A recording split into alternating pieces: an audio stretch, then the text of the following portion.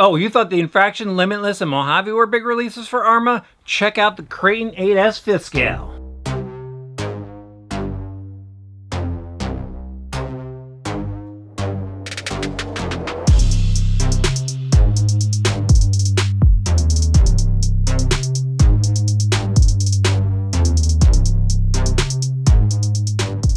I'm just going to come out and say it. I'm impressed. I am really impressed with what ARRMA is doing. They are really releasing some exciting vehicles, and this one right here tops it off. I mean, we had some high-speed vehicles, we had an off-road desert truck, and now a 1/5 scale truggy, 8S capable. I mean, this thing is an absolute monster. I pulled this thing out of the box, and I must have spent an hour checking it out. It is just really, really well engineered, and I can't wait to drive it. This one right here, Horizon Hobby, allowed me to basically take this out of their hands. It's one of their test samples, so it's a little bit dirty, but I had to get it here to show you guys. So I want to thank them for allowing me to borrow it, and I need to tell you guys all about the features. Like I said, I've been really checking things out. I've had my calipers on the different parts to measure things up. I've actually talked to the ARRMA guys just to clarify a few things. So I've got a lot of detail to give you on this truck. And why don't we just dip right in, starting off with the body. It's basically an enlarged Kraton body here. You know, it's got that really cool truggy look to it. Really aggressive front end on here, all decaled up, comes pre-painted from the factory as you would expect. Kind of got that cool matte finish to the paint scheme, kind of this jagged camo thing going on. We've got the green stripes, and it comes in two different colors. You know, obviously we've got the bright green one here, as I found out with the Mojave review. Yeah, it's a bright green, not a yellow. But just killer looks. I mean, it just falls in line with the cool graphics that they have on their other vehicles. The other thing I like here is it's got the roof skid on top, and that's actually part of a lower skeleton underneath the body that I'll show you in a minute. But it helps protect the top of the body from getting mangled, and the support structure underneath prevents it from collapsing. But other things I want to point out on the outside here are we've got the tethers, but also on the tether is a little support plate. So that goes down on the body post, then you slide your body clips in, and that's just extra protection to make sure that your body doesn't get mangled when this thing flips over, because there is a lot of weight behind this truck. It's actually really heavy, so you know the body is going to take a lot of abuse. But really nice looking body. Good job again, ARRMA. Love it. Now let me show you the bottom. There is that support structure on the bottom that basically keys into the tower here that mounts to the chassis, but it's even got these little tabs here that keys in so it doesn't shift around, so you know it's gonna stay where it needs to be. ARRMA also has their little protective decals on the inside. They've got their slogan in there, "Don't just bash, blast." Kind of a tongue twister there, but that body is pretty dialed in my opinion. All right, let me set it over here. And now we could take a look at the truck itself, and this thing is an absolute monster. I'm gonna pick it up. It's pretty heavy to just kind of lift up here on the bench, but I want to show you guys the inner workings of it really quick. There it is. It's just kind of an engineering masterpiece, like I said. Really solid design. They basically didn't go and hit the increase button on their computer design for their A-scale vehicle. This is all brand new here. I mean, it's got the same similar look to it, but just really bulky throughout. So let me put this thing down because it's kind of heavy just to keep up there, and I'll start talking about all the details. So like we usually do, let's start up with the front, and there is a massive bumper on the front right here.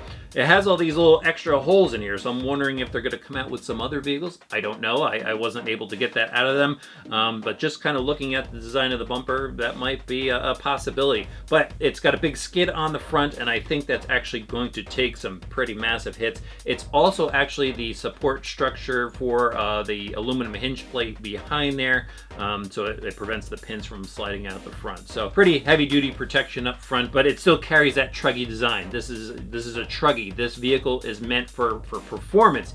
Yeah, it's big, it's gonna be fast. That's a pretty big deal, but yeah, I like the performance element that this is going to offer.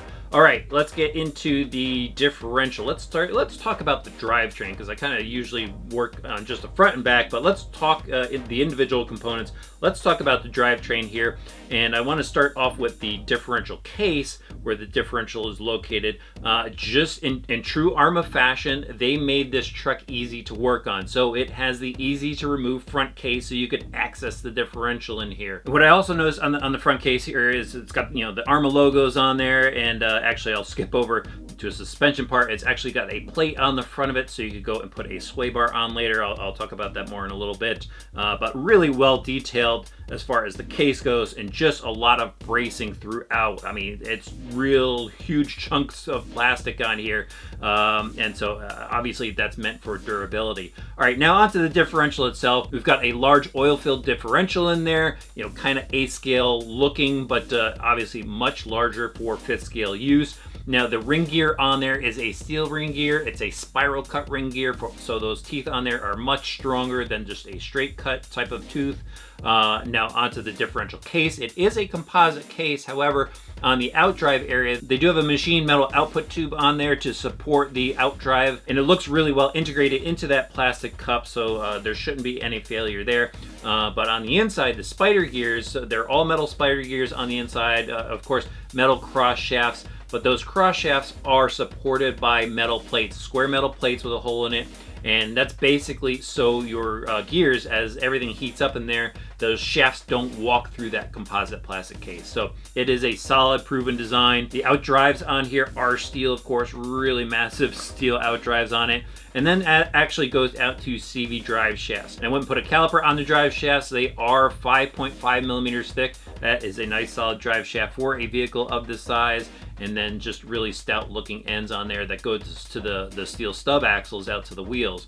Now, at the end of the stub axles, they are 24 millimeter hexes. So if you're looking for optional wheels, you know, your mind's already wondering what you're going to do to this truck.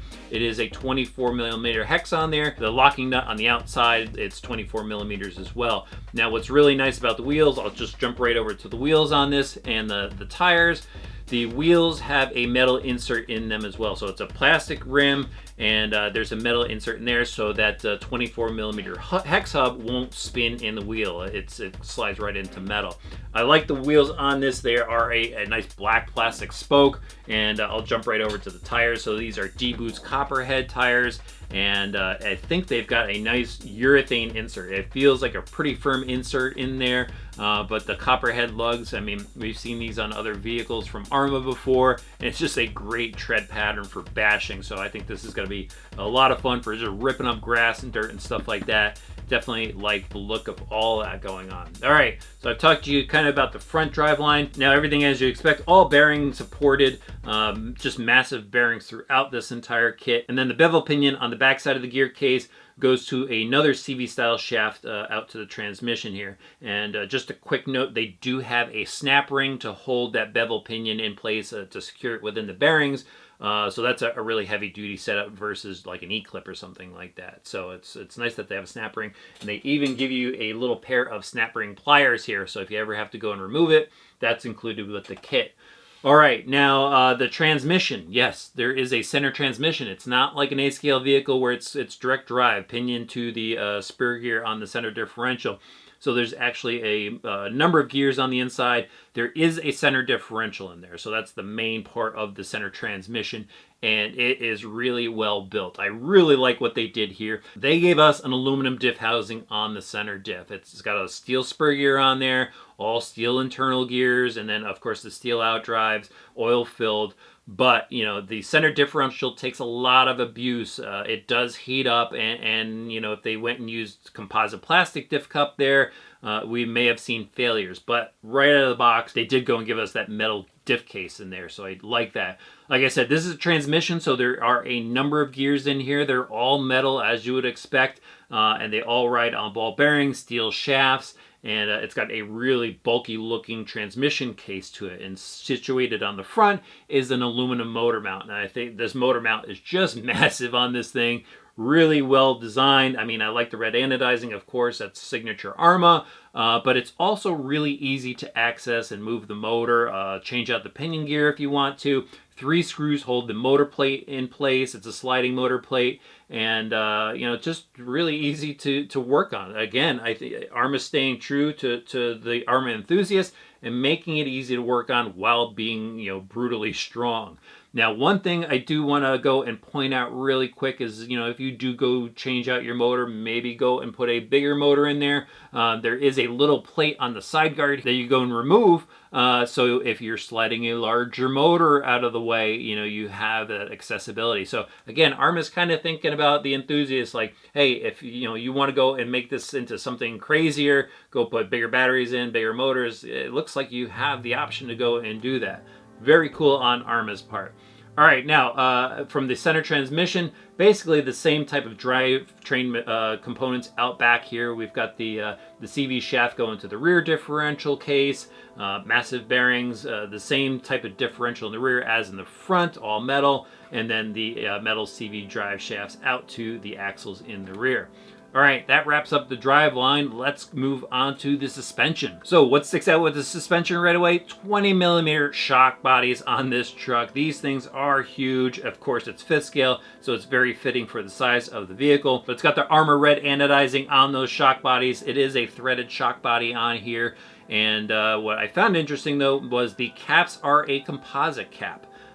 They do look very beefy. Around the pivot ball up top, there is a lot of material on the cap.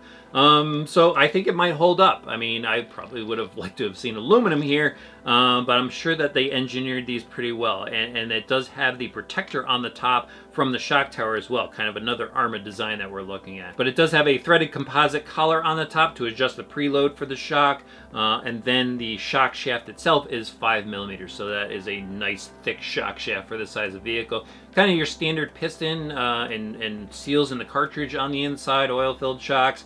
And then down on the bottom of it, it does have a spring perch with tabs on it to keep the spring in place so the spring doesn't fall off of the lower spring perch. And then the rod ends, of course, are really stout looking on the bottom as well. That is often a source of failure on larger vehicles, but it looks like they've really bulked that larger ball end up to take the abuse. All right, now the shock tower, as I mentioned, it's got protectors for the shock caps, so that's really nice. The shock tower itself is a composite plastic, and you could really see this is a high content composite. It's kind of got that dull look to it, but it's just a really thick shock tower as well. So I'm not upset that it's not aluminum. It looks like they really made a thick, well-designed shock tower that's going to take a lot of abuse, and it's universal from front to rear. So, you know, that's just something else I wanted to throw out. One other thing I wanted to throw out really quickly here is the hardware on this. So, of course, it's all hex hardware, but it's a larger hardware. 4mm screws. I think I even saw 5 maybe. So if you just have a standard 10 scale tool set, you're going to need some more tools for this one.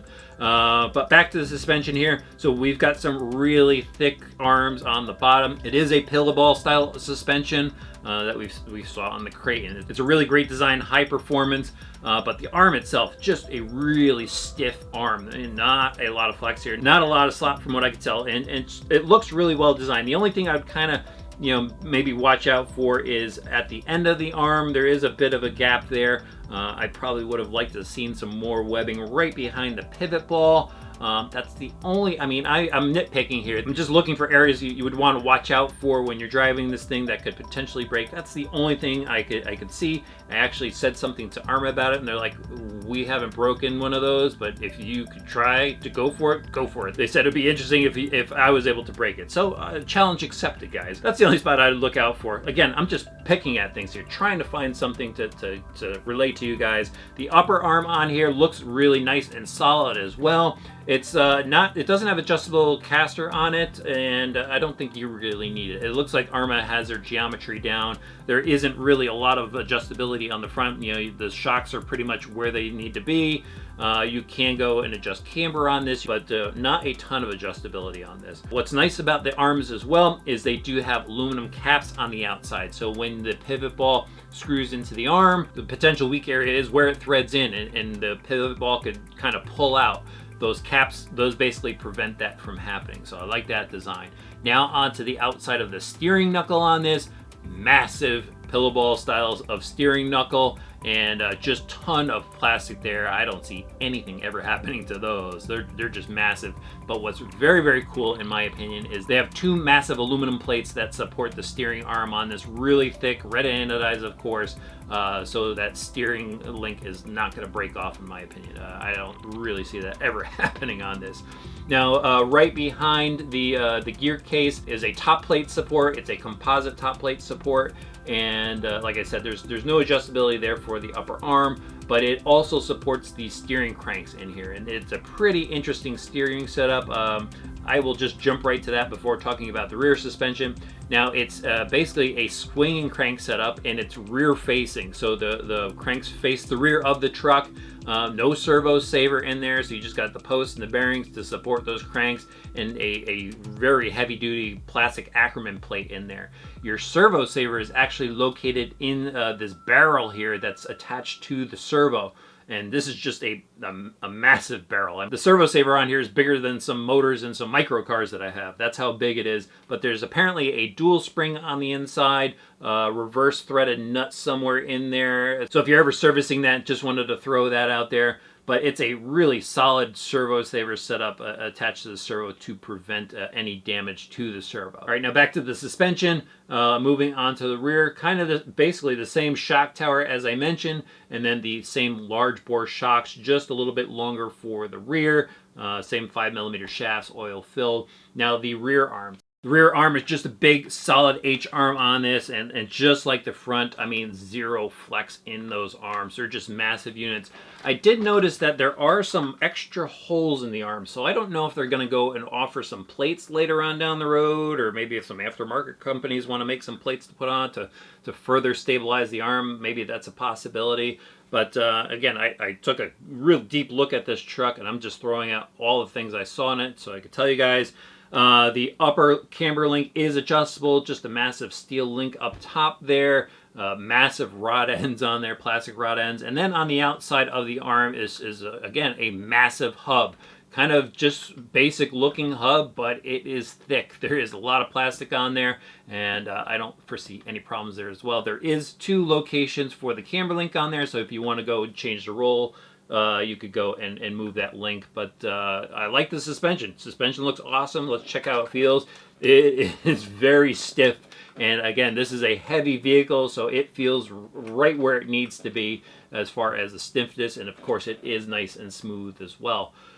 All right, next up, I think we should start talking about some of the chassis details. As you can see, is a 4mm thick chassis, and it is a stamped chassis. So you can see it's got the stamping right here in the center, and that basically helps improves the rigidity of this chassis, so it's not going to bend in the center. We've even got beveled edges here, so that's more rigidity for this chassis. I think they really went overboard here, making it nice and stiff so nothing happens to it. But what's also very cool is the detail work. So we've got the ARRMA logo etched on the bottom here. Just nice attention to detail. And here are some center skids. So another neat detail. I don't think we've ever seen this before. Correct me if I'm wrong in the comments, but a center skid that you could bolt right there in the center. One front and one rear.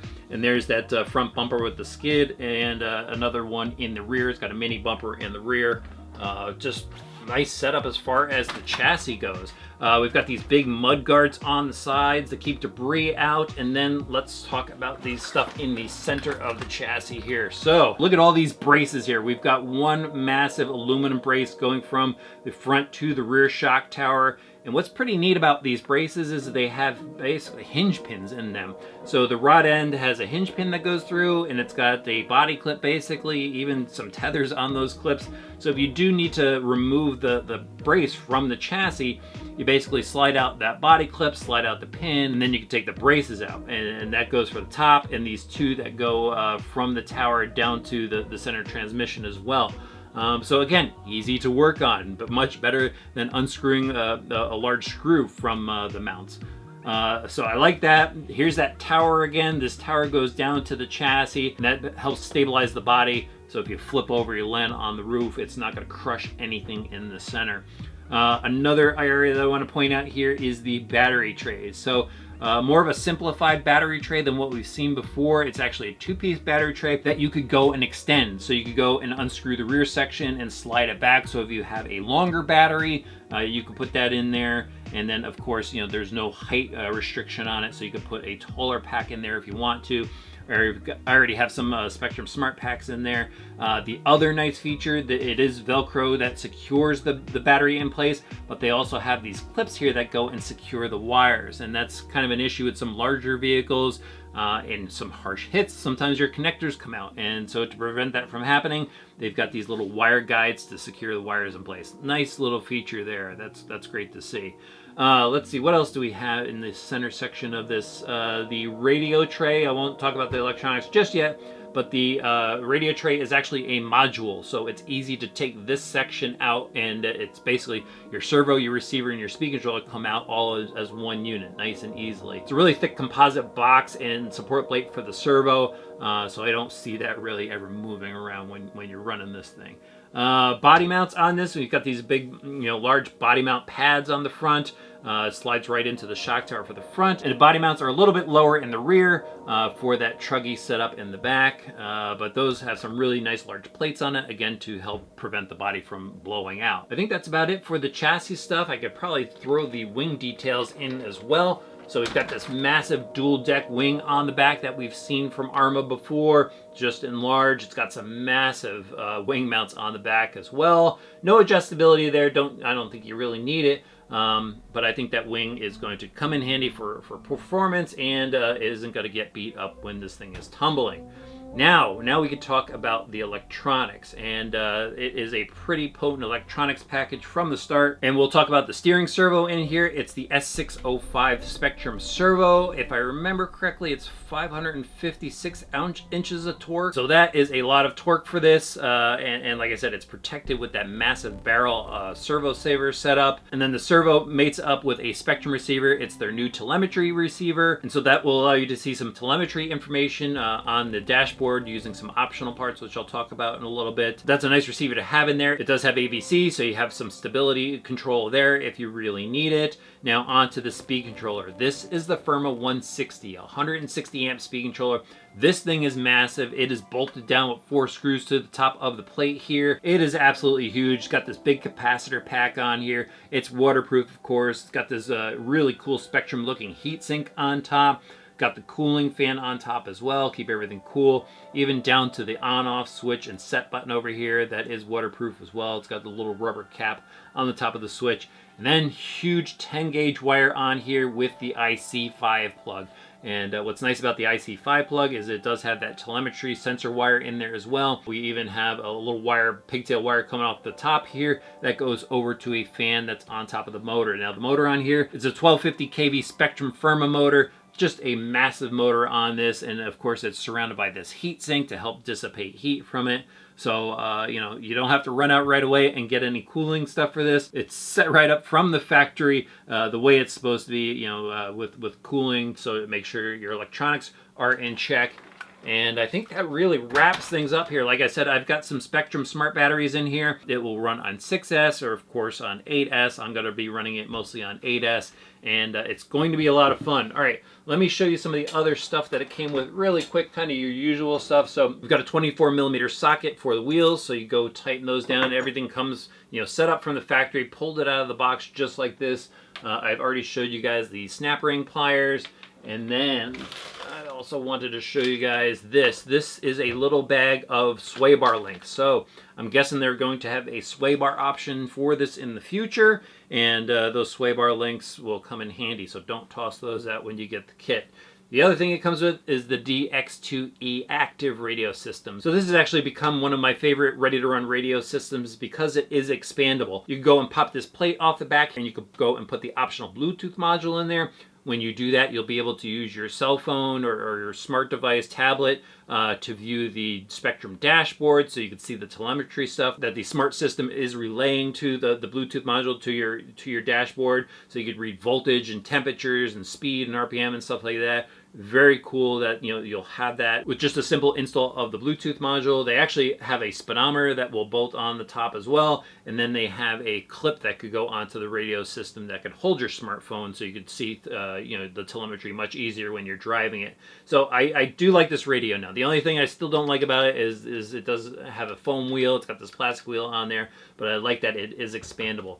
And then finally, we do have, you know, the usual paperwork here. We got this technical pack, basically breaks down the details of the vehicle, some extra ARRMA stickers, and then the manual to help you get up and running.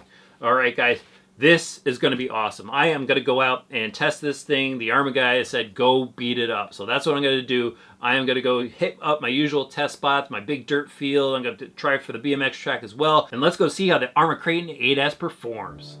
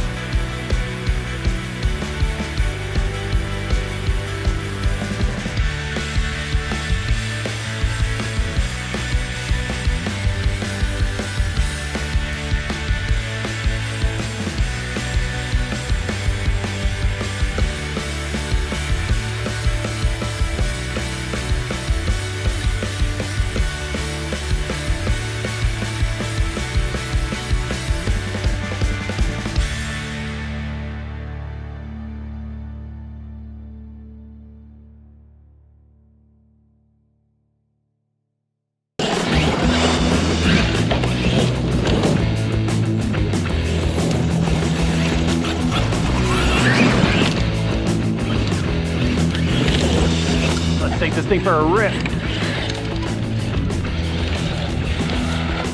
That thing is just spitting up rocks.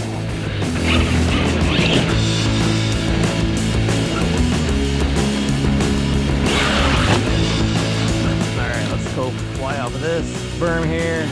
Yeah, look at that. That's pretty awesome. For something this size, this is cool to see it get air like that. Oh, into the rocks. All right, we'll put it back around, get some more air again.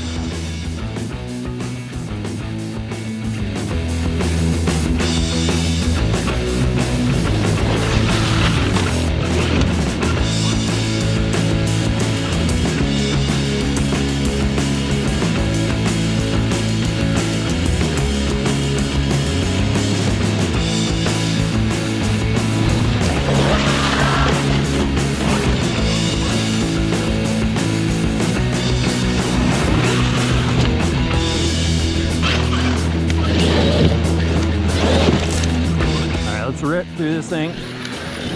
Yeah, look at all that dirt fly off of that. Loving it.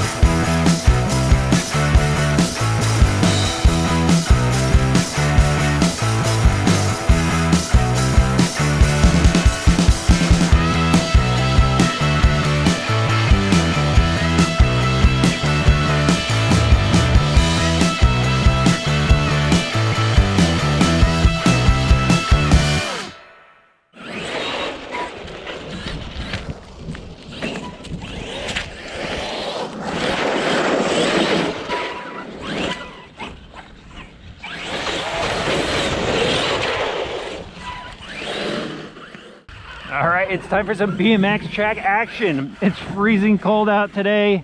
It's like 17 degrees, but you know what? That's a little bit of durability testing here. So let's see what this thing could do. Whoa! Oh my God, did you see? I was not expecting to land on the asphalt. That is crazy. This huge truck just flies through there. Look at that.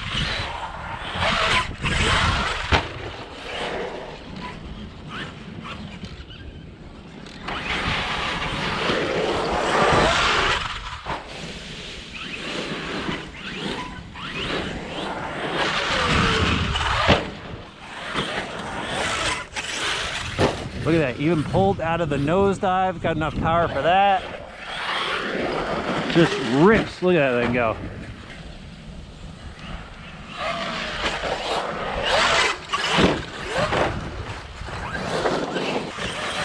Yeah. So controllable, just like an A scale.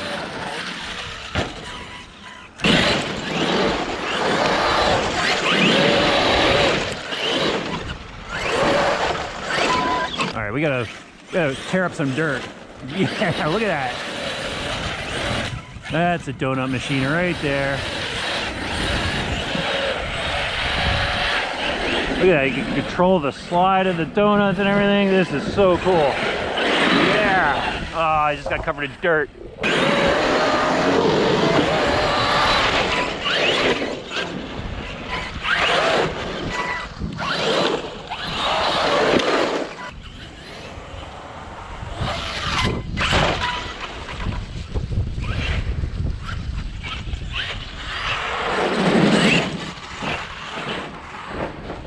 Go for some big air on this one. Yeah, almost hit the asphalt again. This thing is a beast.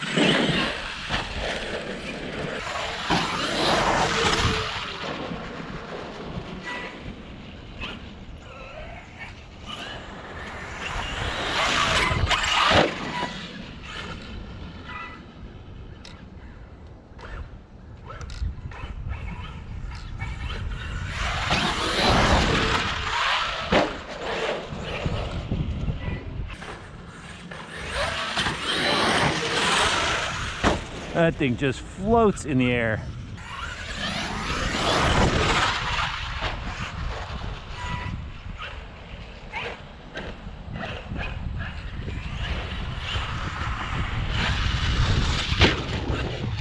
Watch this. Big air. Big air. Oh, landed on the asphalt again. That's crazy.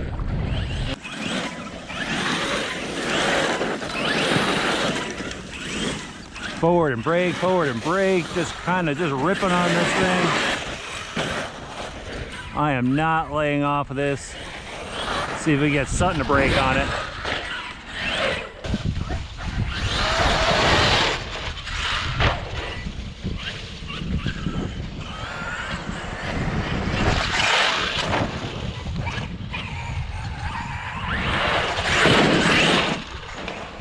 All right, it's too cold, can't feel my hands anymore. I'm calling it quits for today.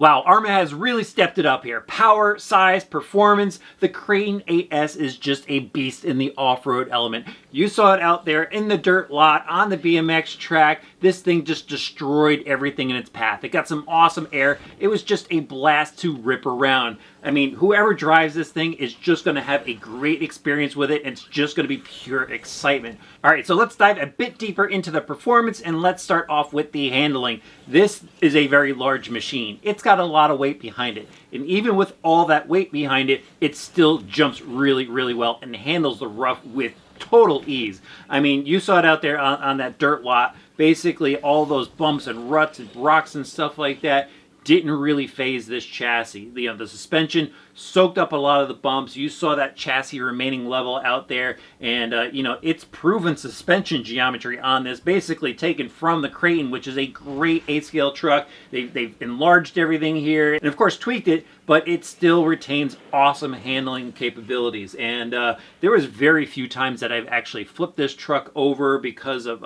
some sort of handling incident.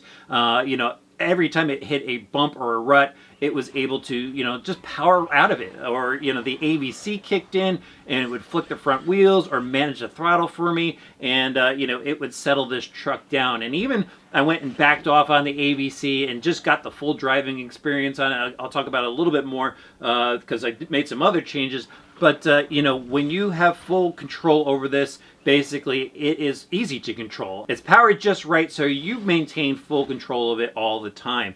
And, no rear end kicking up off the big jumps. There's not a lot of chassis slop and the front end bouncing back up or anything like that. It just lands nice and plush. And off of the big jumps, it just soars nice and smooth through the air and just an ultra plush landing. The only time I actually flipped it over was going off some drop-offs, and the nose would, drop first.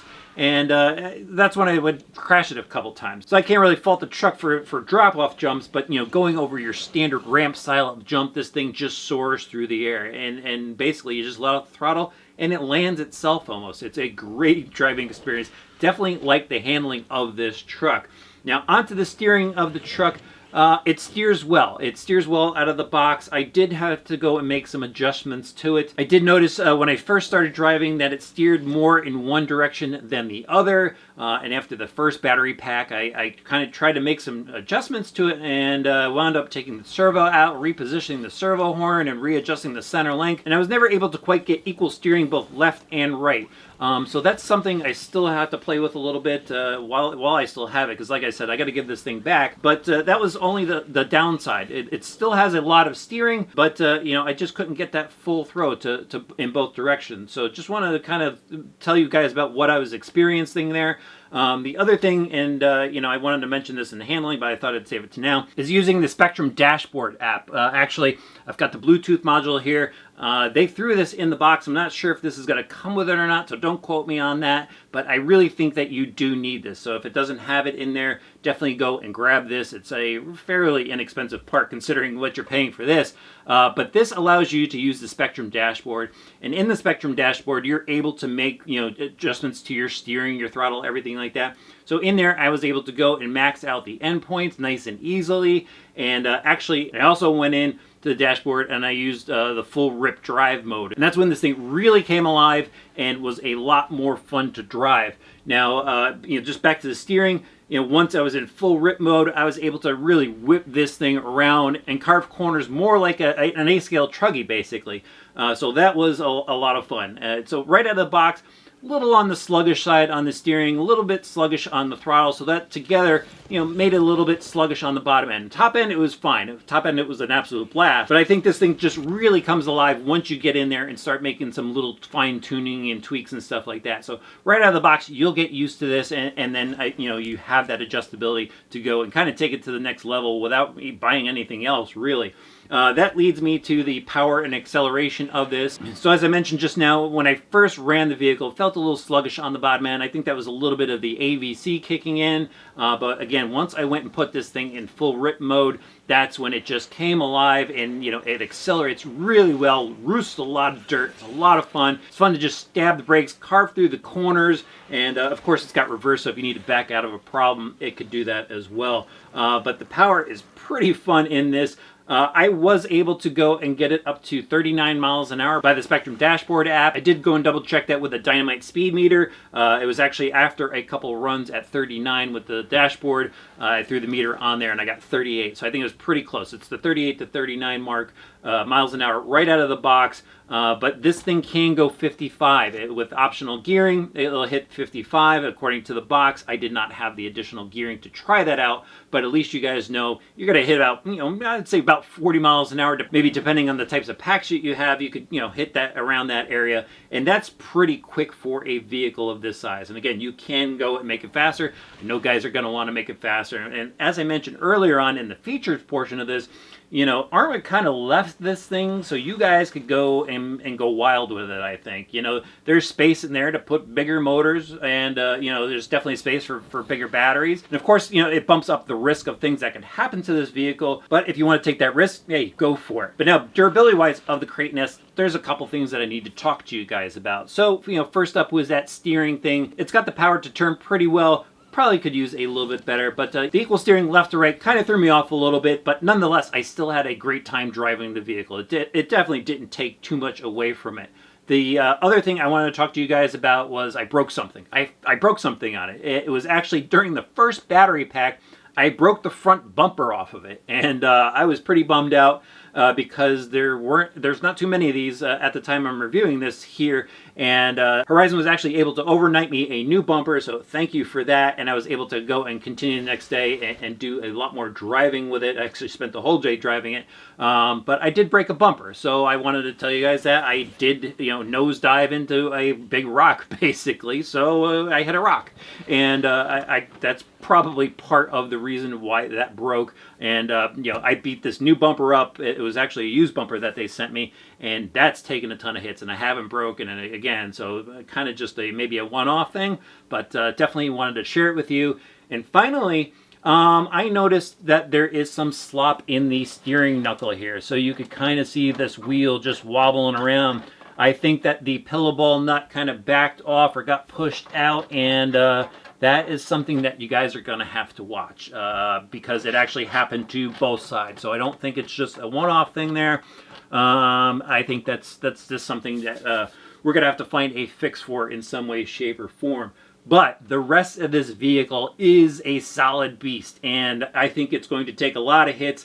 I did crash it pretty hard a number of times on the BMX track, and some of those were into the pavement berms. I jumped into the pavement berms, landed pretty rough, and nothing has happened. The chassis is fine, the suspension's fine, you know, no leaking shocks, no leaking diffs from what I could tell, and definitely no overheated electronics. That's something else I wanted to mention. I didn't even have any thermal issues or anything. The electronics worked really, really well in this thing, and I think basically when you get this thing out of the box, it's just going to be pure excitement. It's going to deliver that pure excitement and an adrenaline rush for you. Driving something this big is pretty wild, and you know, if you have been waiting, saving up your pennies for that next big thing, it's here, guys. The ARRMA Kraton 8S is purely awesome, and I want to thank Horizon for allowing me to grab one of their samples to show you guys and show you everything about it. Hope you enjoyed this review. Please hit that subscribe button and the notifications bell, and then please, if you want to talk more about this, hit up the comments section below. Let me know what you think about it. Let me know if you're going to add one to your collection, and of course, we'll see you back here soon for some more RC Driver videos.